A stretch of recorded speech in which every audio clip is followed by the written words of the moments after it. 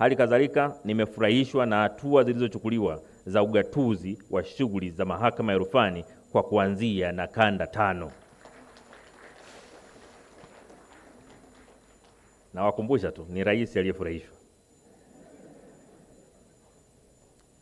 Mheshimiwa Jaji Mkuu, natambua jitihada za mahakama za kuimarisha utoaji haki hapa nchini kwa kutunga kanuni mbalimbali zinazosaidia usikilizaji wa mashauri ya madai na jinai ambazo umezielezea, ikiwemo pia faida zake. Nafahamu kuwa katika kipindi kifupi cha miezi 6, kanuni 11 zimetungwa ili kuboresha upatikanaji wa haki hapa nchini. Napendekeza jitihada hizi ziende sambamba na suala la usimamizi wa dhamana kwa wale watuhumiwa wenye stahiki za kisheria kupata dhamana mahakamani kama alivyoeleza Mheshimiwa Jaji Mkuu. Hili ni muhimu kwani linawezesha watuhumiwa kuendelea na shughuli za maendeleo wakiwa kwenye dhamana. Aidha, kwa zoezi la dhamana linahusisha pia taasisi nyingine. Natoa rai kwa wadau wote wa mahakama kuunga mkono jitihada hizi za mahakama kwa ustawi wa nchi yetu. Mheshimiwa Jaji Mkuu, teknolojia ya habari na mawasiliano ndiyo nguzo muhimu ya maendeleo katika ulimwengu wa sasa. Naipongeza Mahakama ya Tanzania kwa kuendelea kutumia TEHAMA katika shughuli za utoaji wa haki na za kiutawala pia.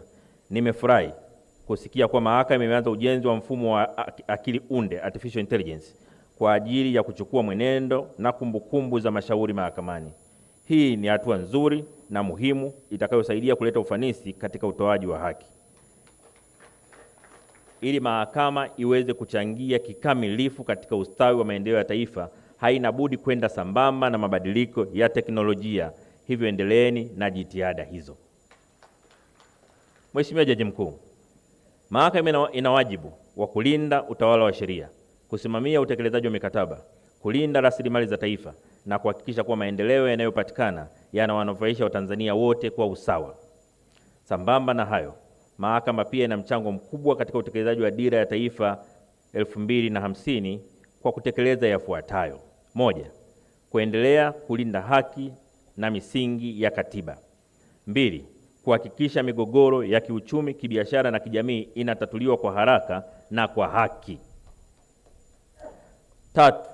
Kujenga imani ya wananchi na wawekezaji katika mfumo wa kisheria wa nchi.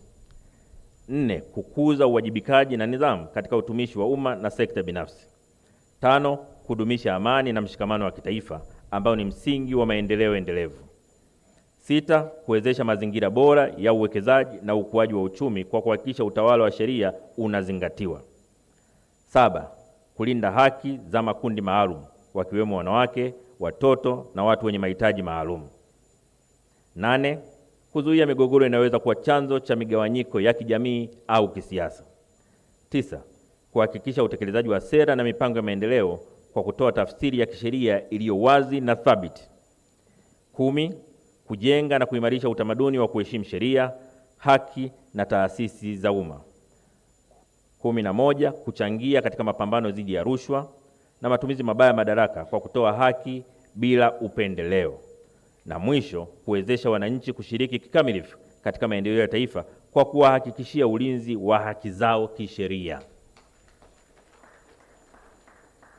Mheshimiwa Jaji Mkuu, nimesikiliza kwa makini hotuba ya Rais wa Chama cha Wanasheria Tanganyika TLS. Naipongeza TLS kwa mchango mkubwa kwa kushirikiana kikamilifu na serikali kupitia Wizara ya Katiba na Sheria pamoja na taasisi nyingine katika utoaji wa huduma za msaada wa kisheria kwa wananchi wasio na uwezo wa kumudu gharama za uwakili. Tangu kuanzishwa kwake mwaka 1954, takriban miaka 71 sasa, TLS imekuwa miongoni mwa vyama vya kitaaluma vyenye imara na vyenye tija kwa taifa. Napenda kuhakikishia kwa serikali itaendelea kutoa ushirikiano kwa TLS na wadau wengine wote wa haki ili kufikisha huduma za kisheria kwa wananchi kwa wakati na kwa ufanisi. Mheshimiwa Jaji Mkuu, napenda kuhitimisha hotuba yangu kwa kutoa rai kwa wadau wote wa haki nchini kuendelea kushirikiana na Mahakama ya Tanzania katika kuhakikisha utawala wa kisheria hapa nchini. Aidha, na washukuru wote mliohudhuria maadhimisho haya. Mahudhurio haya makubwa yanadhihirisha utayari wenu wa kushirikiana na wadau wengine wa haki katika kuhakikisha upatikanaji wa huduma bora katika mwaka huu.